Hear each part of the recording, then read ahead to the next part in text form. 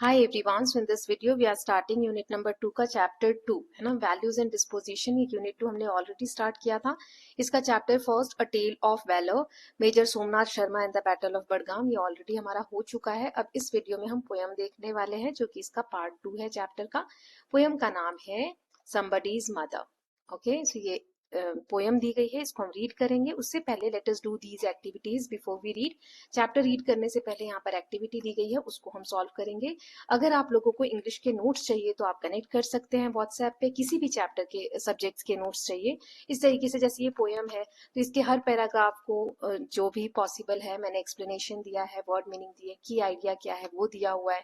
फिर पोयम का जो थीम है, जो भी आइडियाज हैं, कीवर्ड्स हैं, जो भी आ सकता है एग्जाम में, वो सारी चीजें आपको कवर कराई गई हैं नोट्स में। ठीक है, तो आप लोगों को जैसे चैप्टर में ग्रामर के नोट्स, ग्रामर के जो भी टॉपिक है उनको कवर कराया गया है, और प्रैक्टिस क्वेश्चंस हैं जैसे अनसीन पैसेजेस वगैरह या ग्रामर के जो टॉपिक है उनके बेसिस उनके क्वेश्चन प्रैक्टिस दिए गए हैं। ओके, और फिर लास्ट में बुक की एक्सरसाइज भी दी गई है ना। तो चलिए पोयम को रीड करते हैं। पहले क्वेश्चन देख लेते हैं। Recall a time you help someone, एक टाइम याद करिए, समय याद करिए जब आपने किसी की मदद की हो, और दो वर्ड्स लिखने आपको डिस्क्राइब करने के लिए। What were your feelings about you did so, आपकी फीलिंग कैसी थी जिसके कारण आपने ये किया, कैसा महसूस हुआ आपको ये करके। फिर what might have been the feelings of the person whom you helped, और आपने जो जिस भी व्यक्ति की मदद की उसे कैसा महसूस हुआ होगा। आपके आंसर्स आपको शेयर करने क्लासमेट्स के साथ, सबके अलग होंगे। जैसे कि मेरी फीलिंग हैप्पी और प्राउड की थी, मैंने जिसकी हेल्प की वो रिलीव्ड फील कर रहा था, ग्रेटफुल फील कर रहा था, मतलब थैंकफुल हमें हमारे लिए वो फील कर रहा था, है ना। Then next is work in pairs, group में आप पेयर बना के वर्क करिए। Read the words given below, ये जो वर्ड्स दिए गए इन्हें आप ध्यान से पढ़िए और सर्कल करिए हर उस वर्ड को you would associate with a elderly person, जो बुजुर्ग व्यक्ति जो होते हैं उनसे आप जिन वर्ड्स को रिलेट कर सकते हैं उन्हें सर्कल करना है। और अंडरलाइन करिए हर उस वर्ड को you would associate with a school student, जो स्कूल स्टूडेंट से एसोसिएट करेंगे उसे आपको अंडरलाइन करना है, और रीजंस भी देने कि आपने ऐसा क्यों किया है अपने क्लासमेट्स के साथ डिस्कस करना है। ओके, तो जैसे यहाँ पर स्ट्रॉन्ग वर्ड दिया गया है कि स्ट्रॉन्ग क्या है, मजबूत, फर्म। स्ट्रॉन्ग मतलब मजबूत, फॉर्म यानी कि दृढ़ मजबूत, फिर स्लो यानी कि धीरे, वरिड यानी कि डरा हुआ, बेंट यानी कि झुका हुआ। तो आप समझ पा रहे हो कौन से वर्ड किससे रिलेटेड है। गाइड यानी कि मार्गदर्शन देने वाला, तो गाइड कौन करता है, बुजुर्ग करता है, तो इसे हमें सर्कल करना है। झुका हुआ बॉडी किसका होता है, यहाँ देख सकते हैं बुजुर्ग व्यक्ति, थोड़ी सी बॉडी बेंट है तो ये भी बुजुर्ग की है ना। ट्रेम्बलिंग मतलब जैसे हकलाते हैं बोलते वक्त, कांपते हुए, है ना, तो वो भी बुजुर्ग व्यक्ति की है। मैरी, मैरी मतलब होता है खुश। देन हेल्पफुल, हेल्प करना, मददगार कौन होता है। देन हैस्टनिंग, हैस्टनिंग मतलब होता है जल्दी करना, जल्दी जल्दी, है ना, हैस्टली कोई काम करना। ग्रे यानी कि सफेद बाल। तो ये आप सर्कल करेंगे जो बुजुर्ग व्यक्ति से रिलेटेड है। ओके, ये आपको खुद से ही करना है। नाउ नेक्स्ट इज, या फिर मैं बता देती हूँ, स्ट्रॉन्ग कौन होते हैं, जो कॉलेज स्टूडेंट्स होते हैं, तो इस पे अंडरलाइन आएगा। फॉर्म यानी कि दृढ़ मजबूत कौन होते हैं, कॉलेज स्टूडेंट्स होते हैं। स्लो यानी कि धीमे धीमे, बुजुर्ग व्यक्ति। वरिड यानी कि डरा हुआ, कौन रहता है, चिंतित, सो यहाँ पर बुजुर्ग व्यक्ति रहेगा। बेंट मैंने बता दिया, ट्रैम्बलिंग। मैरी खुश, स्कूल स्टूडेंट्स हेल्पफुल, दोनों ही होते हैं, बट बुजुर्ग व्यक्ति क्योंकि हेल्प नहीं कर सकते हैं फिजिकल एबिलिटीज की वजह से, तो फिर स्कूल स्टूडेंट्स के लिए। और हैसनिंग, जल्दी जल्दी कौन काम करते हैं, स्टूडेंट्स, है ना। और ग्रे किसके बाल होते हैं, तो यहाँ पे आ जाएगा बुजुर्ग, है ना, ये अंडरलाइन कर लेंगे। नाउ नेक्स्ट है, इन पंक्तियों को आपको पढ़ना है। The women was old and ragged and grey and bent with the chill of the winters day, मतलब कि वह महिला जो है वो बूढ़ी है, ओल्ड है, उसके कपड़े फटे पुराने हैं। रैग्ड एंड ग्रे मतलब जो उसके कपड़े हैं ना, रैग्ड मतलब फटे पुराने हैं, और ग्रे यानी उसके बाल सफेद हैं, सफेद, ठीक है, सफेद को व्हाइट नहीं बोलते, ग्रे हेयर बोलते हैं। एंड बेंट मतलब उनका जो शरीर है वो झुक गया है, with the chill of winter's day, और सर्दी सर्दी के कारण उनका जो बॉडी है वो शरीर जो है झुक गया है। तो यहाँ एक बूढ़ी महिला का वर्णन किया गया है, इसमें बताया गया कि वे गरीब थी, उनके कपड़े पुराने थे और वो ठंड की वजह से झुककर चल रही थी, है ना। नाउ क्वेश्चन है यहाँ, select the suitable meaning of ragged and used in this line, there are other 4 meanings given below, discuss with your classmates and teacher. Ragged का आपको एक मीनिंग ढूंढना है, क्या होगा। तो रैग्ड मतलब मैंने आपको क्या बताया कि फटे पुराने जो चीजें होती है उसे कहते हैं ना। सो एक 4 मीनिंग यहाँ पर दिए हुए, of clothes, old and torn, synonym shabby, और रैग जैकेट, मतलब कि इस पंक्ति में रैग्ड शब्द का सही अर्थ हमें चुनना था, तो यहाँ पे जो मीनिंग दिए गए हैं, तो ये रैग्ड जो यूज हुआ है कपड़ों के लिए यूज हुआ है, कपड़ों के बारे में। जब कपड़े टॉर्न होते हैं, फटे पुराने होते हैं या जर्जर हालत में रहते हैं, मैले कुचले जो कपड़े होते हैं उनको कहा जाता है। हैविंग एन आउटलाइन, और यहाँ पे जो एग्जाम्पल है अ रैग्ड जैकेट मतलब फटी पुरानी जैकेट, ठीक है। फिर है having an outline an edge और a surface that is not straight or even, मतलब अ रैग्ड कोस्ट लाइन, रैग्ड मतलब कि टेढ़ा मेढ़ा, इस तरीके से स्ट्रेट ना होकर टेढ़ा मेढ़ा। कोस्ट लाइन क्या होती है? समुद्र का किनारा। तो टेढ़ा मेढ़ा जब हो, एकदम सीधा ना हो, तो यहाँ पर रैग्ड यूज हुआ है। तो इस पे क्या मीनिंग हो गया? टेढ़े मेढ़े किनारों वाला या टेढ़ा मेढ़ा। ओके, नॉट स्मूथ और रेगुलर, रैग्ड मतलब ये भी होता है कि जब स्मूथ ना हो, प्लेन ना हो, चिकना ना हो, उबड़ खाबड़ जो हम बोलते हैं ना हिंदी में, वो, ठीक है। सो नॉट स्मूथ और regular, not showing control or careful preparation. I could hear the sound of his ragged breathing. Their performance was still very ragged. ठीक है, तो यहाँ पर किस चीज को बताया गया है? जो साफ या नियमित, जो कंटिन्यूअस होता है, अच्छी तरह से, जो कंट्रोल में ना हो, उसे कहा जाता है। जैसे कि सांसें जल्दी जल्दी चलती है ना, टूटी फूटी सांस लेना मतलब कि जल्दी जल्दी सांस लेना, अनियमित सांस लेना। और अभी भी उनका जो परफॉर्मेंस है रैग्ड है, मतलब एकदम परफेक्ट नहीं है, अभी भी अव्यवस्थित है।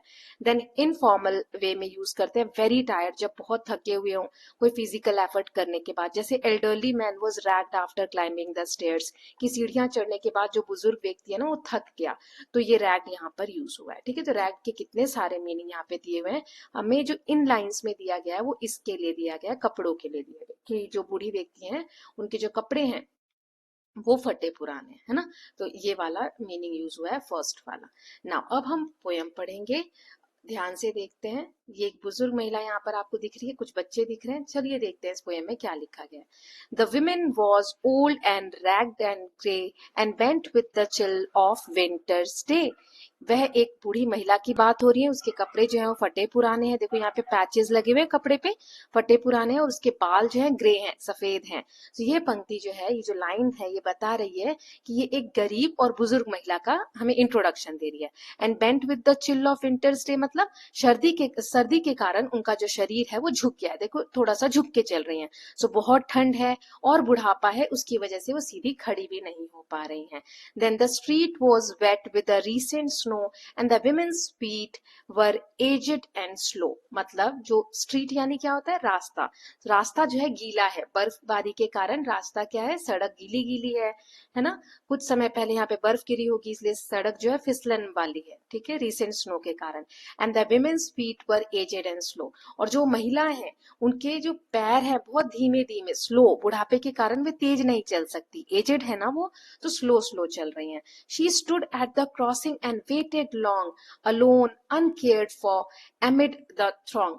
सो she stood at the crossing मतलब कि जो सड़क के पास क्रॉसिंग के लिए जगह होती है ना, वे वहां पर बहुत देर तक खड़ी रही। वेटेड लॉन्ग मतलब इंतजार करती रही, तो वे अकेले सड़क पार करने की हिम्मत नहीं कर पा रही थी, मतलब कि उन्हें डर लग रहा होगा।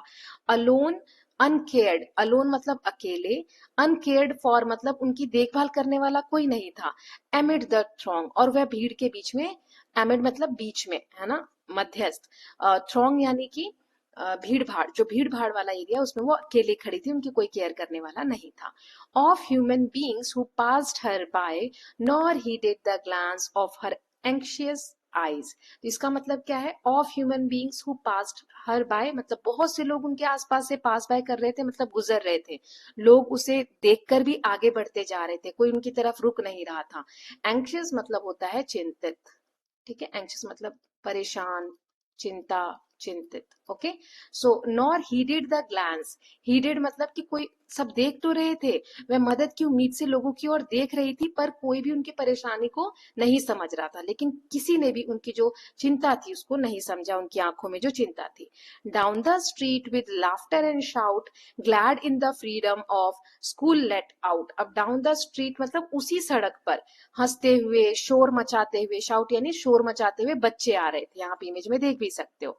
Glad in the freedom of school let out, let out मतलब कि स्कूल की छुट्टी हो गई थी, तो खुशी के कारण बच्चे खुश होकर और आ रहे थे, ठीक है, बच्चे छुट्टी मिलने के कारण बहुत खुश थे। Came the boys like a flock of sheep then hailing the snow piled white and deep. जो बॉयज थे, लड़के थे, वो फ्लॉक ऑफ शीप मतलब कि जो भेड़ होती है ना, भेड़ों का झुंड होता है, उसकी तरह वो एक साथ चलते हुए आ रहे थे। और वे सफेद जो बर्फ थी और हेल थी उसे देखकर वो खुश हो रहे थे। Pass the women so old and grey hastening the children on their way. इसका मतलब क्या है कि वे उस बूढ़ी और सफेद बाल वाली महिला के पास से निकल गए। बच्चों ने उस महिला को देखा लेकिन रुककर मदद नहीं की। Hasten the children on her way मतलब बच्चे जल्दी जल्दी में अपने घर की ओर चले गए। हैसन मतलब फटाफट, जल्दी जल्दी। Nor offered a helping hand to her, किसी ने अपनी मदद का हाथ उनकी तरफ नहीं ऑफर किया, नहीं दिया। So meek so timid afraid to stir. So देखो यहाँ पे जो वर्ड्स है ना, मीक मतलब होता है विनम्र, मतलब कमजोर, बहुत शांत, विनम्र, ठीक है। टिमिड मतलब होता है डरपोक, डरपोक। अफ्रेड मतलब डरा हुआ। तो वो जो महिला थी ना, कि कोई उनकी तरफ मदद का हाथ नहीं बढ़ा रहा था, वे बहुत कमजोर थी, डरपोक मतलब डरी हुई दिख रही थी और हिलने में भी डर रही थी। Let's the carriage wheels on the horses feet should crowd her down in the slippery street. इसका मतलब क्या है, उन्हें डर था कि कहीं घोड़ा गाड़ी का जो पहिया है, वो घोड़ों के जो पैर है, मतलब वो सड़क पर चल रहे जो वाहन है, उनसे डर रही थी कि कहीं मैं आगे जाऊंगी मेरे पैरों पे से न चले जाए, या वो डर रही थी, है ना। उन्हें जो ये should crowd her down in the slippery street मतलब उन्हें जो फिसलन भरा रास्ता है, सड़क है, वहां पर वो गिर ना जाए। सड़क बहुत फिसल रही थी, इसीलिए वे उन्हें दुर्घटना का भी डर लग रहा था। Then at last came one of the merry troop the gayest laddie of all the group. अब आखिर में उस जो खुश बच्चों के समूह में से एक लड़का सामने आया। ट्रूप मतलब जो झुंड था उसमें से एक बच्चा सामने आया, सभी बच्चों में से, है ना। और वह पूरे समूह के का सबसे खुश मिजाज मतलब कि सबसे खुश करने रहने वाला बच्चा था, ठीक है। गेस्ट लिखा हुआ है ना, इसका मतलब होता है खुश, प्रसन्न, ठीक है। सबसे खुश बच्चा था वो। लैडी मतलब होता है छोटा लड़का, लैडी मतलब जो छोटे बच्चे होते हैं ना, बॉय, उसे कहते हैं। Now he paused beside her and whispered लो।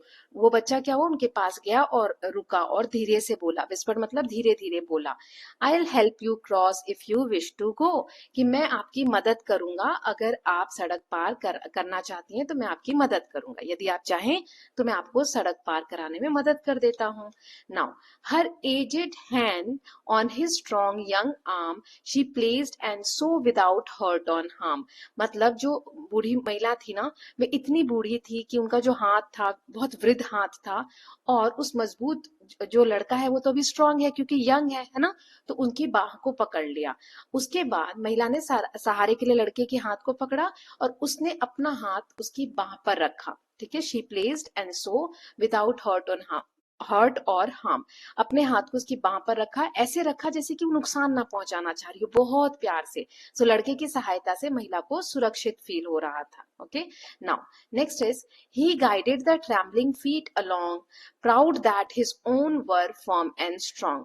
मतलब उसने देखा कि उनके पैर जो है, कांपते पैरों को सहारा देते हुए आगे चलाया। ट्रैम्बलिंग मतलब होता है कांपना, उनके पैर कांप रहे थे तो धीरे धीरे आगे बढ़ाया। और लड़के को ये अच्छा लग रहा था जानकर, उसे गर्व भी हो रहा था कि उसके पैर अभी फर्म है और स्ट्रांग है, मतलब अभी मजबूत है। Then back again to his friends he went, his young heart happy and well content. इसका मतलब क्या है कि मदद करने के बाद वह अपने दोस्तों के पास वापस चला गया और जो उसका एक यंग हार्ट है खुशी से भर गया और उसे बहुत सेटिस्फैक्शन फील हो रहा था। शी इज somebody's मदर, boys you know, for all she is aged and poor and slow. तो वो बच्चा क्या कहता है अपने दोस्तों को जाकर, उसने कहा दोस्तों यह भी किसी की मम्मी है, मदर है, और सिर्फ मतलब वह अपने दोस्तों को समझा रहा है कि हर बुजुर्ग किसी न किसी का अपना होता है ना।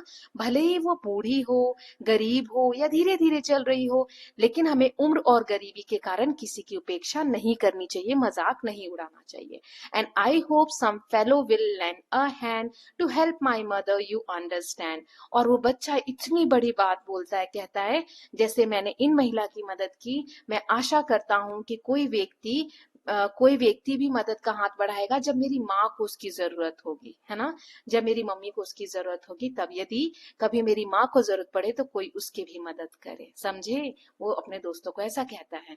If ever she is poor and old and grey when her own dear boy is far away, यदि कभी मेरी माँ भी बूढ़ी हो जाए, गरीब हो जाए या उसके बाल सफेद हो जाए, मतलब वह अपनी माँ के भविष्य के बारे में सोच रहा है, तो जब उनका, और जब मैं जो बच्चा है उनका प्यारा बेटा उनसे दूर हो, फार अवे मतलब कि दूर हो, तब कोई उनकी सहायता करे जैसे मैंने इनकी सहायता की।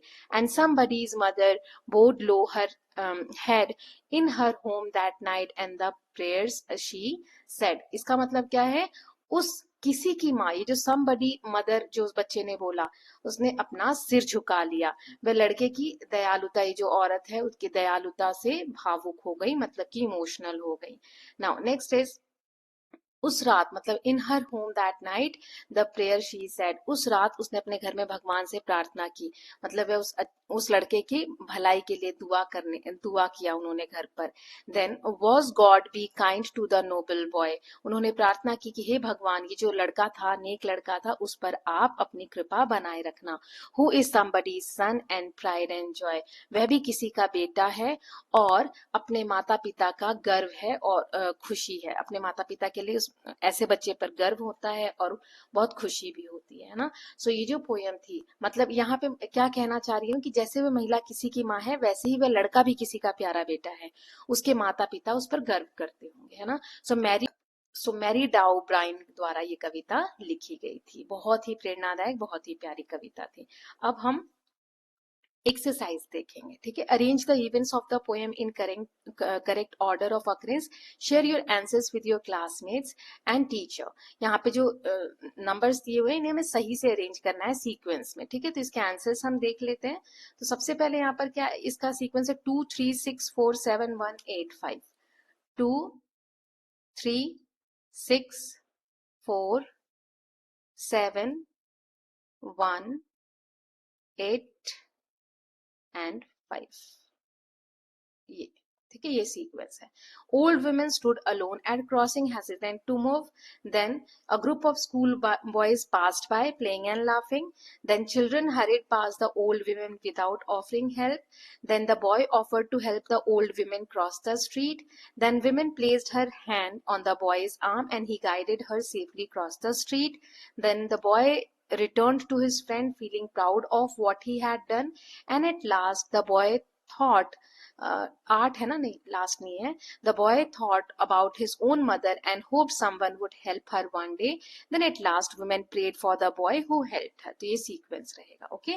Now fill in the blanks by choosing the correct answer from the option given in the bracket. So the central theme of the poem is, poem का सेंट्रल थीम क्या है, kindness and empathy, adventure and courage. क्या है इसमें से answer, तो answer है इसका, यहाँ पे डायरेक्ट मैं यहीं से रीड कर देती हूँ, काइंडनेस एंड एम्पैथी। टोन कैसा है पोएम का, sympathetic and hopeful. Poem is written in couplets, मतलब दो दो लाइनें लिखी है ना, साथ में दो दो लाइन का पेयर है, dash lines in each stanza, 2 lines. Then the structure of the poem gives a rhythmic flow, rhythm बन रहा है, फ्लो बन रहा है पोएम को पढ़ते वक्त, that reflects both the story's pace and message. Poem follows a rhyme scheme of AABB, मतलब कि जब हम पोएम पढ़ रहे हैं ना, इस पोएम को जब आप रीड कर रहे हो तो AABB मतलब कि जैसे ए स्नो स्लो, ये मैच हो रहा है, फिर हैंड अंडरस्टैंड, ठीक है, तो ए इसके साथ ऐसा मैच हो रहा है और इसके साथ ये वाला मैच हो रहा है, ओके। ये यहाँ पे दिखाया गया था, तो हमने फिल इन द ब्लैंक्स देख लिए। Now next is, now pick examples from the poem for the following poetic device. Poetic device जो यहाँ दिए गए, जैसे सिमिली मतलब होता है अलंकार, उपमा अलंकार, जैसे कि किसी चीज की तुलना की गई हो, तो कौन सा आंसर होगा इसमें, तो यहाँ पे मैंने दे दिया answer, came the boys like अ, जैसे जब एज लाइक हम वर्ड यूज करते हैं किसी से कंपेयर करने के लिए, तो फिर हम ये लगाते हैं, सिमिली बोलते हैं, तो ये एग्जाम्पल हो गया। एलिट्रेशन मतलब क्या होता है, एक एलिट्रेशन भी ढूंढना है, अनुप्रास अलंकार, मतलब जहां लगातार आने वाले शब्द की ध्वनि या अक्षर से रिपीट होते हैं, जैसे the women was old and ragged and grey. Then repetition मतलब जहां पे रिपीट हो रही हो चीजें, सो मेक सो टेमेट, जैसे सो यहाँ पे रिपीट हुआ, ओके। नाउ नेक्स्ट देख लेते हैं, complete the following sentences. So poem uses imagery to describe scenes of bustling street, we know this by the phrase. रास्ते पर भीड़ को दिखाने के लिए कौन सी लाइन यूज हुई है? amid the throng of human beings who passed her by. Then the line street was wet with recent snow suggests a cold and dash weather, slippery weather, मतलब फिसलन और ठंडा समय है उस वक्त। Then next is complete the sentence with suitable reason. Reason देना है यहाँ पर, poet repeats the phrase somebody's mother because it, क्यों रिपीट करता है somebody's mother, जो कवि है कवित्री है क्यों रिपीट करते हैं? Because it reminds reader that every elderly person deserve kindness and respect, कि जो भी बुजुर्ग हैं सबको रिस्पेक्ट मिलनी चाहिए, दया से हमें उन्हें ट्रीट करना चाहिए। इस एनालॉजी को कंप्लीट करना है। ओल्ड विमेन वल्नरेबल और नेग्लेक्टेड होते हैं। देन वल्नरेबल मतलब होता है कि असहाय, और नेग्लेक्टेड मतलब कि जिनकी उपेक्षा की जाए, उपेक्षित। ठीक है, तो यंग बॉयज कैसे होते हैं? Strong and beloved. ओके, तो ये हमने देख लिया, ये हो गया है ना, ये सारी चीजें हमने कर ली हैं। नाउ हाँ, यहाँ तक हो गया। Old women vulnerable and neglected, तो यंग बॉय की जगह स्ट्रॉन्ग। ओके, ये जो मैंने अभी बताया यहाँ पर आपको answer, strong and beloved, strong and beloved. Okay, now next देख लेते हैं, let us think and reflect. तो यहाँ पर हमें पैसेज रीड करना है, ये मैंने ऑलरेडी आपको अभी रीड कराया हमने पोएम में। The women was old and ragged and grey and bent with the chill of winter's day, the street was wet with the recent snow and the women's feet were aged and slow. तो इसका question है यहाँ पर, what does the phrase ragged and grey? Ragged and grey इसमें क्या है? तो the women's emotional state that day, the women's old and worn out appearance, the weather condition of the particular day, the color of the street and surrounding। तो इसका answer हो जाएगा कि ragged और ग्रे जो है उनकी जो कंडीशन दिख रही है उसको कहा गया है ना, ये रहा। The old women old and worn out appearance, इसको कहा गया है ना। then the women was bent with the chill of winter's day because she was weak due to old age and cold weather। then now इसमें जो ये third वाला है ना, हमें फैक्टर ऑफ ओपिनियन बताना है। Identify the fact and opinion from the following sentences. The street was wet with recent snow, the women was too weak to cross the street on her own. तो इसमें क्या answer आएगा?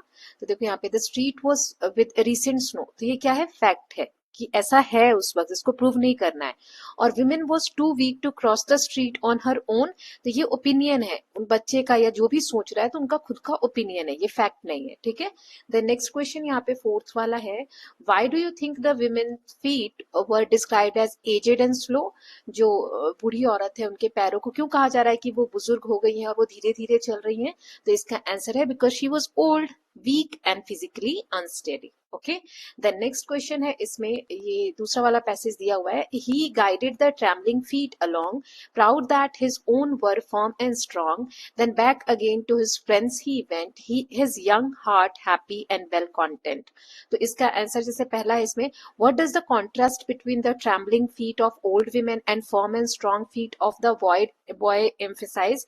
मतलब जैसे इसमें क्या अंतर है, क्या आप डिफरेंशिएट कर सकते हो कि जो ओल्ड विमेन है उनके पैर ट्रेम्बल हो रहे हैं यानी कांप रहे हैं, और जो यंग बॉय है उसके पैर कैसे फर्म यानी कि मजबूत है, स्ट्रांग है, एक जगह टिक कर वो खड़ा हो सकता है सही से, है ना, बिना कांपे हुए या बिना ट्रेम्बल किए हुए। सो इसका आंसर है कि ये एम्फेसाइज करता है that weakness of old age and the strength of youth, कि यूथ जो हमारी एज होती है उसमें हमारे पास स्ट्रेंथ होती है बॉडी में, ओल्ड एज जो होती है उसमें हम वीक होते हैं।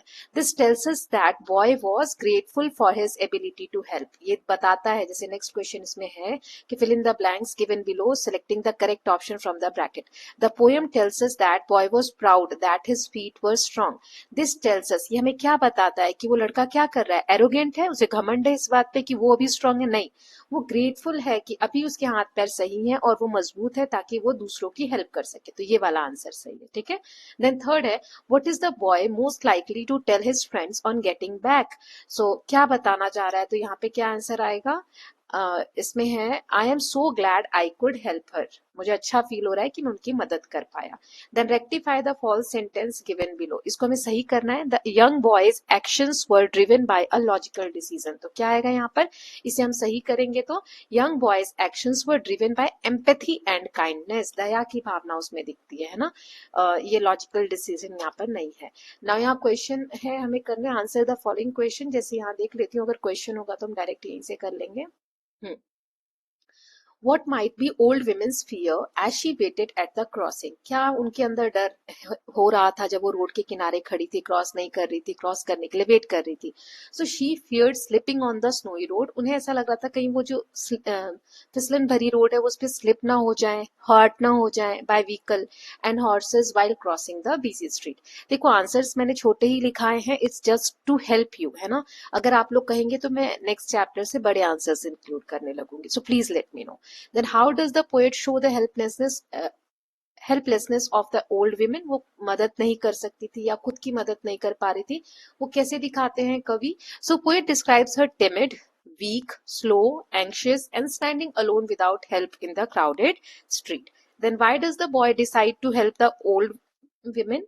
So old boy helps her because he is kind hearted, caring and sensitive towards the difficulties faced by elderly people. कि वो जो बच्चा है ना बहुत दयालु है, केयरिंग है, सेंसिटिव है। किसके प्रति सेंसिटिव है? जो बूढ़े लोग हैं वो क्या क्या मुसीबतें फेस करते हैं उनको वो बच्चा समझ रहा है।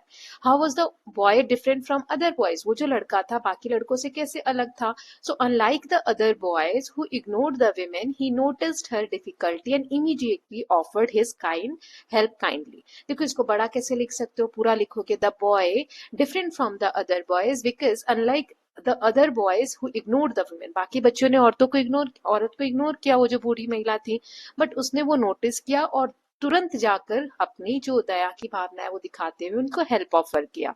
Justify the title of the poem, poem के टाइटल को जस्टिफाई करना है। सो टाइटल इज अप्रोप्रिएट, क्यों क्यों ये टाइटल अप्रोप्रिएट है? Because it reminds reader that every elderly women, ये बताता है पढ़ने वालों को कि कोई भी बुजुर्ग महिला है सो इज समबडीज मदर, वो किसी न किसी की माँ है और उन्हें हमें वो डिजर्व करती है respect and care. Okay, what does the poem suggest about empathy and humanity?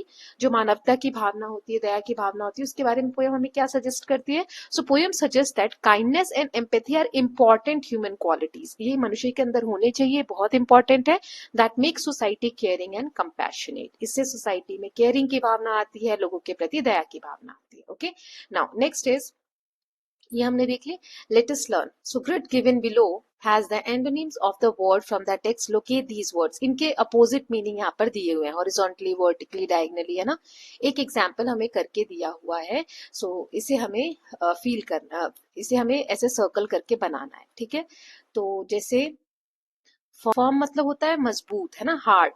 तो सॉफ्ट मतलब क्या हो जाएगा? जो हार्ड ना हो, मुलायम, है ना। देन मीक, तो मीक का अपोजिट बोल्ड, बोल्ड कहाँ है? बी एरा डार्क करके आपको दिया हुआ है ना, तो बोल्ड ये वाला हो जाएगा।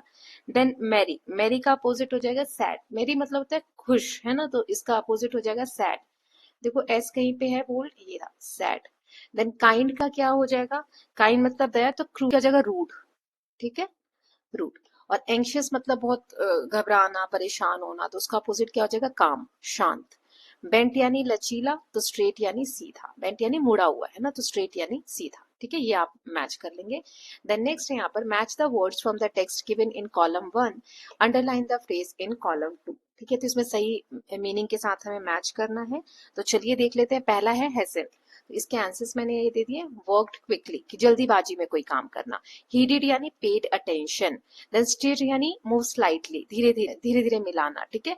लेंड यानी सपोर्ट देना। पाइल यानी जमा करना, हीप, ठीक है। देन ऑफर्ड यानी केम फॉरवर्ड टू हेल्प, तो इसमें आप मैच कर लेंगे, जैसे कि ऑफर्ड यानी came forward to help, pile यानी kept in a heap, then length यानी कि किसी को हमें सपोर्ट देना, ये वाला। देन ही डिड या स्टिर यानी, स्टिर का मतलब मैंने बताया मूव स्लाइटली। देन हेसिट यानी कि जल्दीबाजी में काम करना, एंड ही डिड यानी पेड अटेंशन। ओके, ये मैंने यहाँ पर आपको बता दिए थे। ये आप मैच कर लीजिएगा। नाउ नेक्स्ट देख लेते हैं। So in the poem poet use the idiom, यहाँ पे मुहावरे यूज है, लेंड अ हैंड मतलब सपोर्ट में हाथ देना, विच मीन्स हेल्प समबडी कि किसी की मदद करना। Some more idioms using hand are given in column 1। Hand से बनने वाले और मुहावरे यहाँ दिए हुए हैं, इनके मीनिंग यहाँ दिए हुए हैं, तो इन्हें हमें मैच करना है, ठीक है। गेट आउट ऑफ हैंड, तो इसका मतलब क्या होगा, get out of hand become difficult to control, मतलब हाथ से बाहर निकल जाना, ठीक है, तो ये वाला डिफिकल्ट टू कंट्रोल। या मैं यहाँ पर नंबर लिख देती हूँ 4th। Try your hand eight something, कुछ नया ट्राई करना है ना, तो इसका मतलब क्या हो जाएगा, डू समथिंग न्यू, ये वाला पहला। Give somebody a free hand, free hand मतलब कि किसी को फ्रीडम देना काम करने की, ये वाला। Allow somebody to do something with full freedom, ठीक है, 6th वाला इसका हो जाएगा, इसका फर्स्ट वाला हो जाएगा। Then give somebody a big hand, so big hand मतलब अपलॉड करना, ठीक है, खुश होना उसके लिए, उसको प्रेज करना। वर्क हैंड इन हैंड मतलब साथ में मिलकर काम करना, वर्क टुगेदर, यहाँ पे तीसरा वाला आ जाएगा। Then have your hands full मतलब बी वेरी बिजी, बहुत ज्यादा बिजी होना, ओके, ये इसके आंसर्स है। देन नेक्स्ट है complete the following analogy by filling in the blanks with the correct words from the poem। जैसे हीट समर से रिलेटेड है, तो विंटर से यहाँ पर क्या होगा, ओल्ड यानी एजेड, तो हर्ट यानी, देन विस्पर्ड मतलब विस्पर्ड यानी धीरे धीरे बोलना, शाउटेड यानी उसका अपोजिट चिल्लाना, तो हम्बल का अपोजिट क्या होगा, तो ये यहाँ पर आंसर्स लिख दिए, आप ये लिख लीजिएगा, ये रहा, कोल्ड आ जाएगा यहाँ, है ना, कोल्ड इसका opposite, hurt harm, then whispered shouted, humble proud घमंड। देन आईज, लेग से हम चलते हैं, तो आई से हम क्या करते हैं, see. Then having a lot of money, तो उसे हम वेल्दी बोलते हैं। डेंसली पैक्ड यानी पीपल मतलब बहुत सारे लोग हैं, तो उसे हम क्राउड बोलते हैं, ठीक है, ये वाला हो गया हमारा। Now read the lines from the poem given below। Let's the carriage wheels on the horse's feet should crowd her down in the slippery street। तो lest क्या है, एक conjunction है, that means to prevent something bad or unpleasant from happening, कि कुछ गलत होने से रोकने के लिए यहाँ पर एक तरीके से इस लाइन से जोड़ा जा रहा है ना, इस वर्ड से कंजंक्शन का काम होता है, जोड़ने का काम होता है। To better understand its uses in a sentence we can replace lest with just in case। lest को हम just in case भी लिखेंगे तो सही होगा, ठीक है। For example in the sentence she showed all the documents lest we doubt her, उसने सारे डॉक्यूमेंट दिखा दिए, the word lest can be replaced with just in case, इसकी जगह हम जस्ट इन केस लिख सकते हैं, to mean that she showed the documents to prevent any doubt, कि उसको किसी को कोई डाउट न रह जाए, इसलिए उसने अपने सारे डॉक्यूमेंट्स दिखा दिए, जस्ट इन केस अगर कोई डाउट है तो उसने अपने सारे डॉक्यूमेंट्स दिखा दिए, okay. Now let us listen, तो यहाँ पर एक you will listen to a women read the special broadcast of the news. As you listen arrange the pictures in the correct sequence of the events that took place. Transcript एक read करेंगे और फिर उसके हिसाब से हम इस picture को पूरी तरीके से जो सीक्वेंस है उसमें नंबरिंग करेंगे, ओके। तो चलिए इसके ट्रांसक्रिप्ट जो दिया हुआ है सेकेंड वाला वो हम रीड कर लेते हैं। Yes, so now for special broadcast, we bring you to the story of a young hero whose courage has captured the nation heart। यहाँ पर एक हीरो की बात हो रही है जिसकी साहस ने मतलब पूरे नेशन का, पूरे देश का ध्यान अपनी तरफ खींचा। On a fateful morning in Rajouri, young Rohan Ramchandra Baher, a 15-year-old student, became a local hero when he fearlessly saved the life of a woman who had fallen into the Domri river while washing cloth। एक औरत है जो कपड़े धो रही थी Domri river के किनारे, तो वहां पर वो जो है नदी में गिर गई, उसकी मदद की इस बच्चे ने, 15-year-old बॉय ने। The 43-year-old woman was struggling to stay afloat in the strong currents। वो बहुत, क्योंकि धार जो है नदी की बहुत तेज थी, तो वो स्ट्रगल कर रही थी अपने आप को बचाने के लिए। When Rohan without a moment's hesitation leapt into the river putting his own life at risk। उसने बिना सोचे समझे रोहन ने क्या किया, उसमें जंप लगा दिया है ना नदी में, अपनी लाइफ को रिस्क पे रख के। With great determination and courage, Rohan managed to reach the women and pulled her to safety despite the dangerous condition of the river। नदी की डेंजरस कंडीशन थी, फिर भी उसने अपनी दृढ़ इच्छा से, शक्ति से, करेज से, साहस से मैनेज किया उस औरत को बाहर निकालने के लिए। है। Onlookers who witness the incident were in awe of the young boy's bravery. जो लोग वहां देख रहे थे, जो लोग वहां पर प्रेजेंट थे, वो लोग एक उसकी बहादुरी की, बच्ची की बहादुरी को बहुत अच्छे से सराह रहे थे। मतलब उन्हें लग रहा था कैसे इतना छोटा बच्चा इतना हिम्मत दिखा सकता है। Rohan selfless act did not go unnoticed. ये अननोटिस नहीं रहा इतना बड़ा जो इन्होंने साहस दिखाया।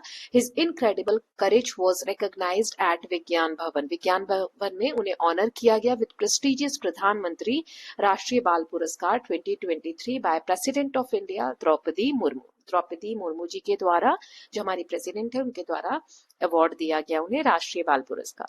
This remarkable young boy is now a symbol of heroism in his community. अब पूरी जो समुदाय है उसमें वो ब्रेवरी के लिए जाना जाता है ना। His story is an inspiration to all. We commend Rohan for his bravery and for showing that age is no barrier when it comes to saving lives. मतलब अगर किसी की जान बचानी है तो छोटा बड़ा नहीं होता, उस वक्त साहस दिखाना होता है अगर आप कर सकते हैं तो, ताकि आप किसी की जान बचा सके। ठीक है, तो ये था। अब हमें क्या करना है, ये हमने ट्रांसक्रिप्ट रीड कर लिया। इस बेसिस पे जो वो पिक्चर दी गई थी हम उस पे देख लेते हैं, तो उसे हमें नंबरिंग करना है सही से सीक्वेंस में। Okay, just a second, I am going to that page. Yes, तो देखो इसमें सबसे पहले क्या हुआ होगा, वो कपड़े धो रहे थे ना, तो ये वाला रहेगा 1। उसके बाद वो फिसल गए, ये वाला 2। फिर वो स्ट्रगल करने लगे बचने की, 3। फिर वो बच्चे ने कुछ नहीं सोचा और वो कूद गया, 4। देन बाहर निकाला, 5। और बाद में फिर अवार्ड मिला, तो ये 6। ठीक है, now you will once again listen to the special. आप फिर से सुने and complete the following sentences with 1 और 3 एग्जैक्ट वर्ड। यहाँ पर आपको वर्ड्स लिख के कंप्लीट करना है। ठीक है, तो women was having a difficult time staying afloat due to, तो यहाँ मैंने फिल कर दिया है बेटा, ये आप यहाँ से भर सकते हैं, ये मैंने सीक्वेंस भी बता दिया, ये रहा। Due to strong currents, Rohan leapt into the river to save women without any hesitation. Rohan's act of bravery was witnessed by several onlookers. Then Rohan was honored at the Vigyan Bhavan for his incredible courage and selflessness. मतलब उसने अपने बारे में नहीं सोचा था।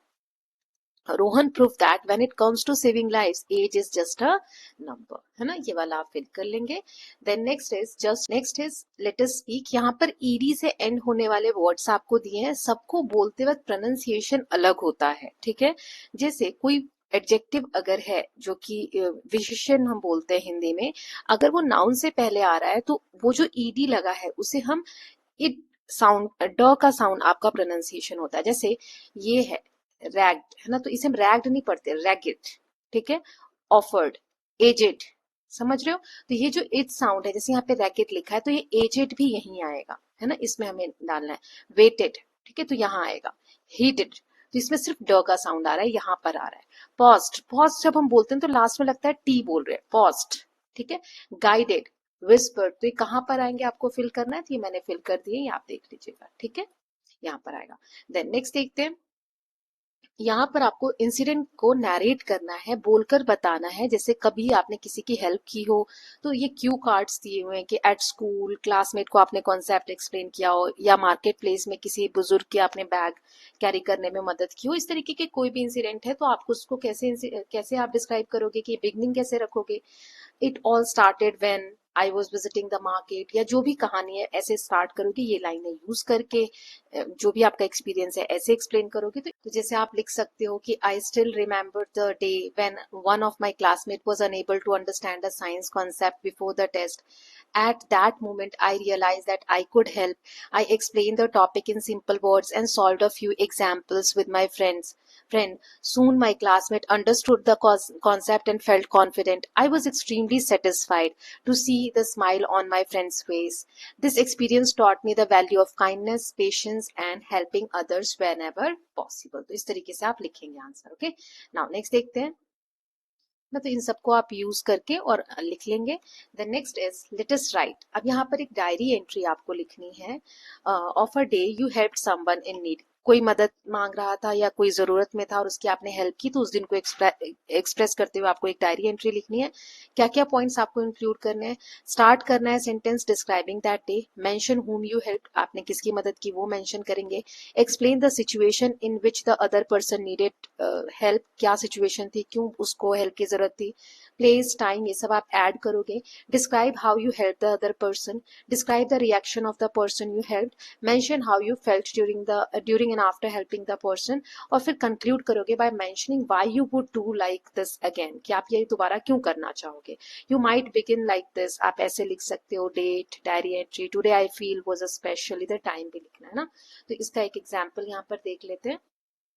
इस तरीके से डायरी एंट्री रहेगी। Today I was a very special, it was a very special day for me. In the evening while returning from school I saw an old woman standing near a busy road. She looked weak and frightened because she was unable to cross the road safely. Many people passed by her, but nobody stopped to help. I went her politely and offered my help. Holding her hand carefully, I guided her across the road safely. यहाँ पर आप time भी ऊपर लिखेंगे, है ना।